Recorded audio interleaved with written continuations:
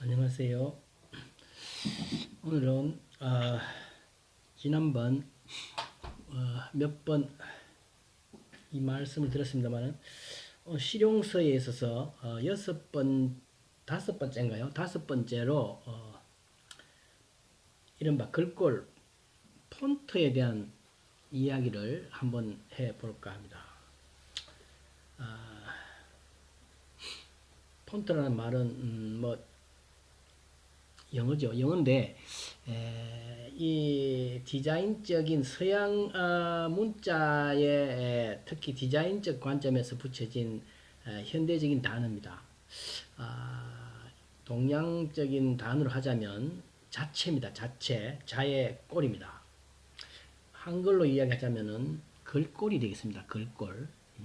자, 이것을 왜 말씀을 이 실용서에와 왜 연관을 짓느냐 하면은 굉장히 실용적인 면면에 있어서 현대 문화와 큰 관련이 있기 때문입니다. 대체로 이 동양의 한자는 지금까지 서역사를 뭐 단편적으로 제가 말씀드렸습니다만은 동양의 한자는 기원전 약 한 15세기 은대에서부터 시작을 해서 진나라 때 전서가 확립이 되고 한나라 때 예서 그리고 위진남북조 시대에 와서 해서와 행서가 초서가 형성이 되면서 당대에 와서는 오체서가 완성이 되었다 이런 거죠. 그래서 크게 보면은 한 10세기를 기준으로 해서 서체 글자의 스타일이 서체가 변화하면서 완성이 된다 이렇게 볼 수 있습니다. 그 뒤로부터 송대 이후로부터는 서체의 변화는 없고 이른바 자체의 변화가 오는 거죠. 외부적인 형식만 변화가 오는 겁니다. 일반적으로 뭐 서풍이라는 말 단어도 쓰기도 합니다. 그래서 이 10세기를 기준으로 해서는 근본적인 형태의 변화는 없고 외부적인 분위기의 변화 있는 자체의 변화가 온다는 사실과 더불어서 10세기가 정도 되면은 어떤 상황이 오느냐면 이 문자라는 것이 10세기 이전에는 대체로 귀족 사회에 있어서 한정된 사람들만이 누리는 어떤 권력과 관련된 특수 영역이었던 것이죠. 그래서 문자를 해독하는 사람은 상당히 지배계층에 있었던 것입니다. 그런데 이 10세기 정도에 와서는 이 문자를 매개로 지식을 전달하는 이 문자가 인쇄술이라는 게 발전을 하는 거죠. 인간이 어떤 정보를 공유하고자 하는 이런 널리 펴고자 하는 이런 필요성이 이른바 인쇄술의 발달을 촉구하게 됩니다. 그래서 10세기를 전후해서 인쇄술이 동서양이 공이 급속도로 발전하게 되죠. 그래서 이 인쇄술에 대해서는 제가 요전 앞에 한번 한글할 때 제가 한번 말씀을 드린 바가 있지만은 대체로 우리나라가 동양에 쓴 우리나라가 인쇄술의 발전에 있어서 동양뿐만 아니라 서양과 비교했을 때도 가장 먼저 인쇄술이 발달한 국가이자 민족이라고 이렇게 이야기를 했죠. 목활자보는 말할 것도 없지만 특히 금속활자는 서양의 독일에 비해서 200년이나 앞서는 그러한 굉장히 선구적인 훌륭한 인쇄 문화를 꽃피웠던 것을 우리는 상식적으로 알고 있습니다. 대체로 그래서 그것이 1234년 이렇게 되어 있죠. 금속활자를 가지고 찍은 자료가 독일은 여보다 한 200년이 지난 15세기 중엽에 인쇄 문화가 시작이 되는 것에서 200년 정도 차이가 난다 그랬죠. 이렇게 인쇄를 하려고 하다 보니까 그 글자가 필요하다는 거죠. 필요해서 처음에는 하나하나를 목판을 새기니까 똑같은 글씨를 여러 번 자꾸만 새기니까 불편하다고 해서 이른바 활자라는 것을 만들기 시작합니다. 낱글자를죠. 그래서 낱글자를 고안을 해서 그 같은 글자를 같은 적소에다가 여러 번 반복해서 쓸 수 있는 것이 이른바 활자입니다. 자, 그래서 이 활자, 나자 하나하나가 결과적으로 하나의 글자 꼴이 된 것이죠. 그래서 서양에서는 이른바 알파벳가 하나하나가 디자인이 되고 동양에서는 한자 하나하나 자체가 디자인이 되는 거죠. 그래서 이 서양의 활자와 동양의 활자는 근본적인 조금 차이가 있습니다. 어떤 차이가 있느냐면 서양의 ABCD는 A에서 Z까지 대체로 20글자를 나자로 디자인하기 때문에 굉장히 간단합니다. 그죠? 24개밖에 안 되죠. 그죠? 간단합니다, 이거는.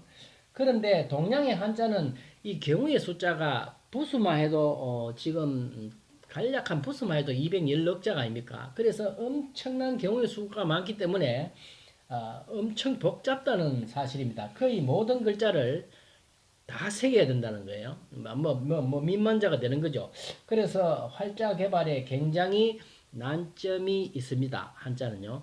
그렇지만은 최소한의 번거로움을 덜기 위해서 필요한 글자를 하나하나 그때 필요할 때마다 활자를 만들어서 사용하게 되었던 거죠. 그래서 이 시기에는 이 활자 하나 자체의 글꼴이 일종의 기본 글꼴이 되었던 것입니다. 그래서 서양에서는 이 알파벳이 나라마다 중세에서는 나라마다 조금씩 국가적인 차이를 두고 조금 세부적인 특징이 있는 글꼴이 있죠. 뭐 예를 들면은 중세 사회 독일에서의 고딕체 또는 이탈리아의 이탈릭체 이런 것은 우리가 아직도 쓰고 있는 글꼴 중에 하나라고 볼 수가 있죠. 그런데 이 알파벳에 있어서 이 서양의 알파벳의 글자는 동양의 활자하고의 근본적인 차이가 있습니다. 어떤 차이가 있느냐면 동양의 활자는 기본적으로 모필로 글씨를 써서 새기는 거예요. 그리고 기본 자체가 붓글씨, 인간의 자연스러운 손으로 쓴 글씨를 새긴 것인데 서양의 이 알파벳 글자는 붓으로 쓴 게 아니고 기구를 가지고 도구로 인간이 인위적으로 도안한 것입니다. 그때 근본적인 차이가 있습니다.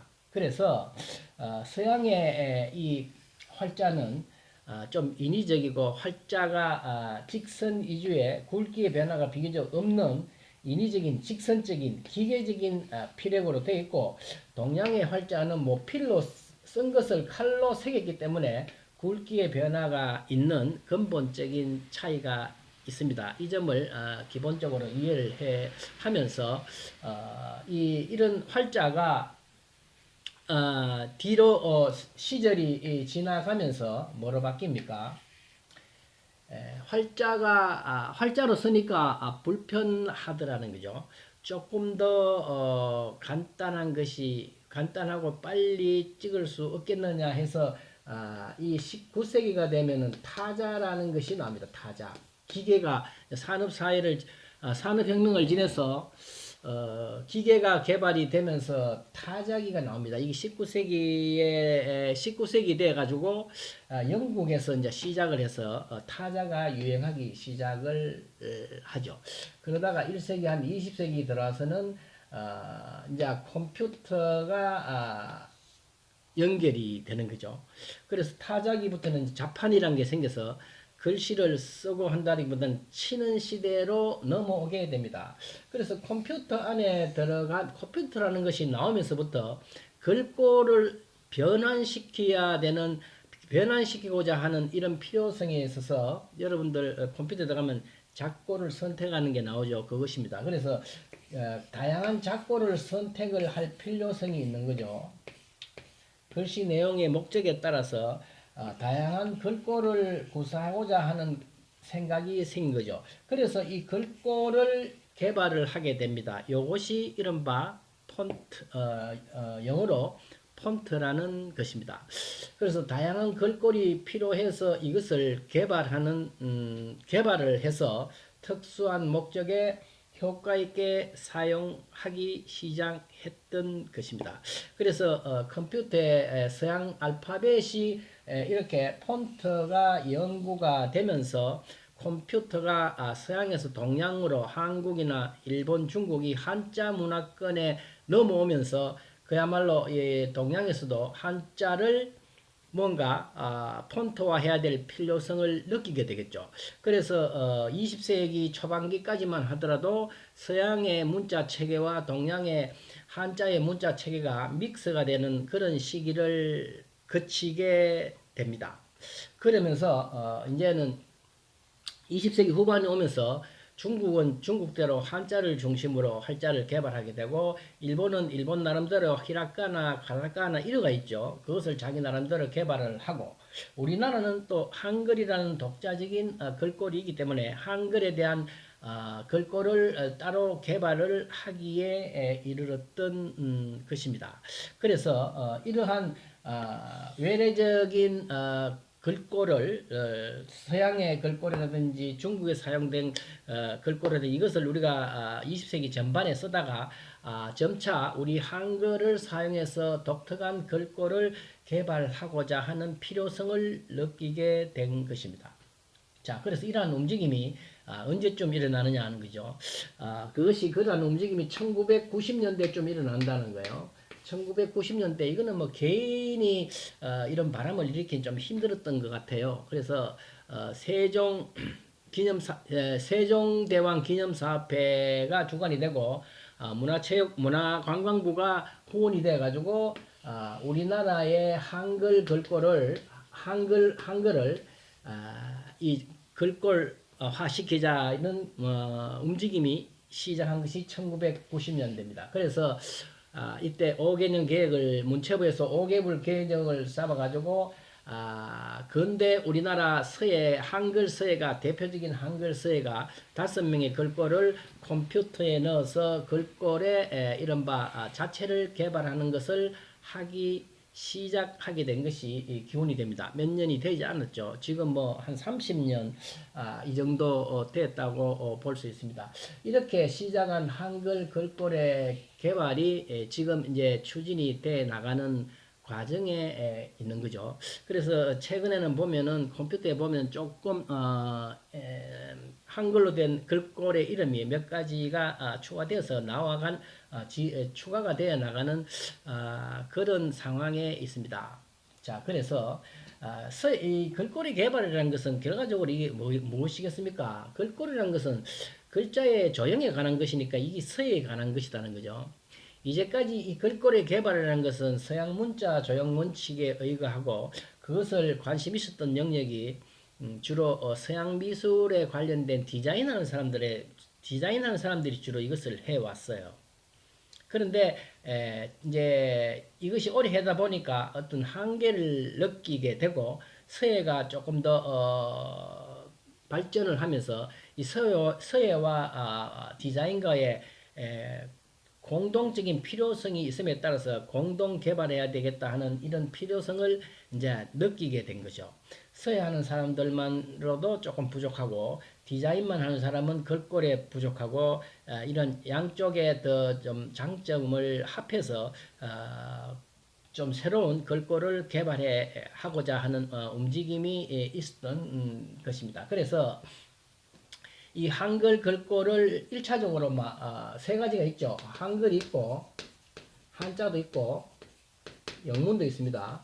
폰트에는 이 세 가지가 있죠. 뭐 일어도 있지만 일어는 일본 사람들의 관심이고 일단 한글을 어떻게 우리 고전 문자에 있어서 한글을 뭐 고체나 궁체 말할 것도 없이 모두 어떠한 한글을 현대화시켜서 현실 생활에 적용할 것이냐 하는 이 문제, 그리고 한자, 좀 복잡지만 한자의 문제, 그리고 서양의 문자지만 우리 생활에 우리가 알파벳을 많이 쓰기 때문에 영문자를 어떻게 할 것이냐 이 세 가지 관점으로 같이 생각을 해볼 수 있는 것입니다. 자, 그래서 이 한글은 우리의 글자이기 때문에 말하자면 우리의 한글 역사를 공부를 하고 그것을 예술적으로 탐구를 해서 거기서 하나의 원칙적인 글꼴을 특징적인 글꼴을 뽑아내는 작업이죠. 그래서 이것은 크게 봐서 서예하는 사람, 디자인하는 사람 또는 한 가지 국문학 하는 사람, 국문학 하는 사람하고 3자가 공동 연구를 해서 한글의 글꼴을 예술적 관점과 실용적 관점이 더해질 수 있는 그런 것을 개발해 나가야 될 필요성이 있습니다. 이것은 우리 한글을 갈고 닦는다는 의미에서뿐만 아니라 특수한 한글을 글꼴을 개발함으로 해서 그것이 하나의 저작권의 문제가 따르기 때문에 실용서예의 영역에 사업으로 넣을 수 있다는 것이죠. 그 다음에 한자는 한자도 좀 복잡지만은 우리는 그 금속 활자를 최초로 개발했다는 이런 기본이 있고, 그리고 우리의 한자의 역사를 이렇게 보더라도 중국에 못지않는 한자를 우리는 연구하고 개발하고 사용해왔던 역사적 사실을 우리는 가지고 있습니다. 조선시대에 보면은 그 시대에 따라서 왕조에 따라서 특이한 글꼴을 개미자, 가빈자 하면서 특수한 글꼴을 개발해 왔던 것이 중국의 글꼴과는 차별화되는 그러한 글꼴을 개발해 왔는 것이 있습니다. 그래서 그러한 관점에서 한자를 중국의 것이라 생각하지 말고 우리의 우리의 것이다고 이렇게 생각해서 한자의 개발을 같은 관심을 가지고 접근을 해야 될 것으로 봅니다. 그리고 이 영문은 사실은 아주 간단하기 때문에 서양 문자의 폰트 개발은 상대적으로 보면은 한계에 와 있던 거죠. 한계에 와 있어서 서양 문자 폰트를 보면 거의 대동소이해요.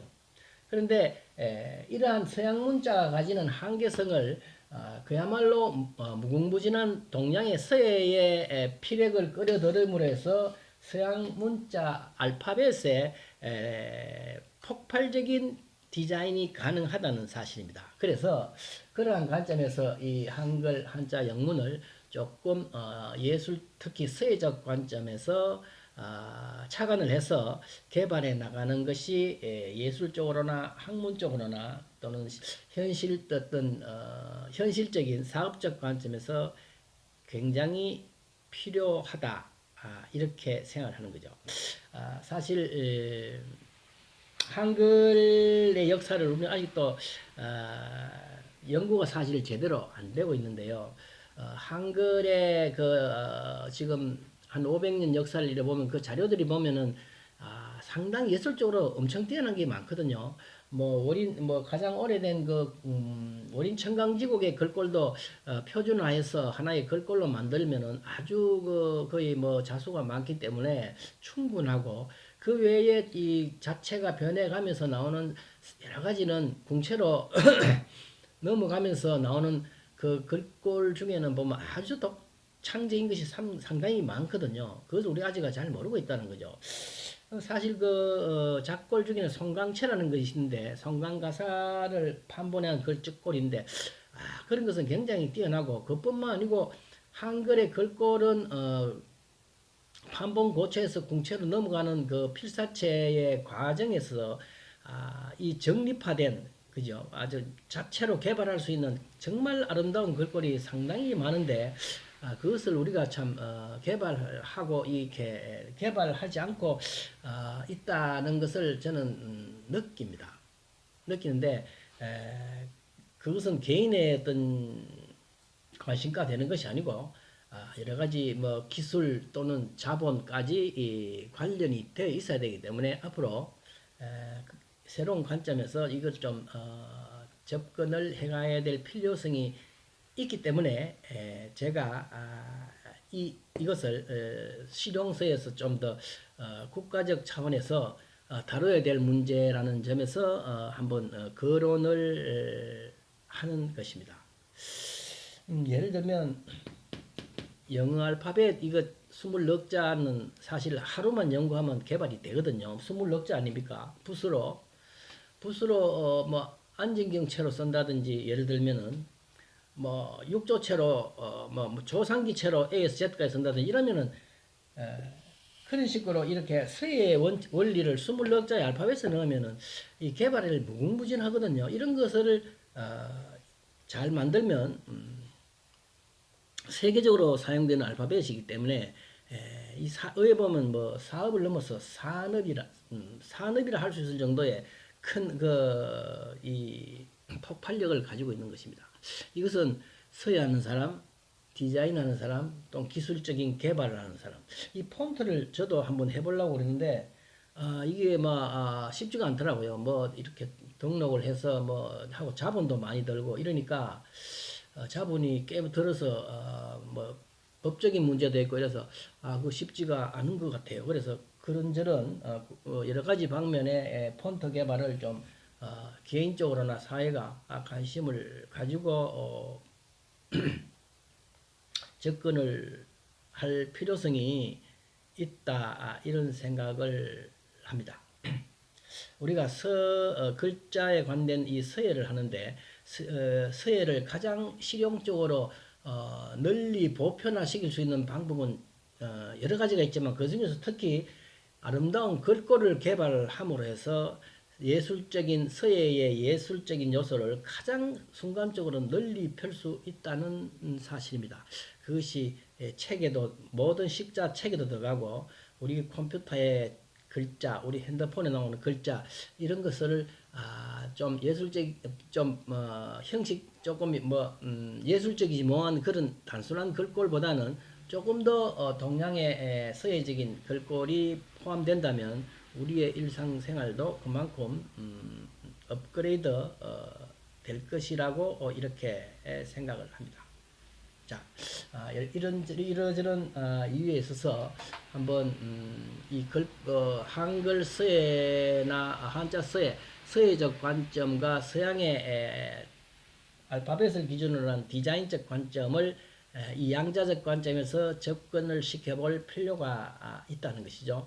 그래서 디자인 하시는 분들은 좀 서예에 조금 더 관심을 가지시고 서예 하시는 분들은 이 디자인이나 기술적 방면에 좀 관심을 가져서 그러한 움직임이 새로운 서예를 중심으로 한 새로운 글꼴을 창출해 나가는데 밑거름이 되었으면 하는 생각입니다. 간단하지만 이 정도로 작골 폰트에 관한 이야기로 대신하겠습니다. 감사합니다.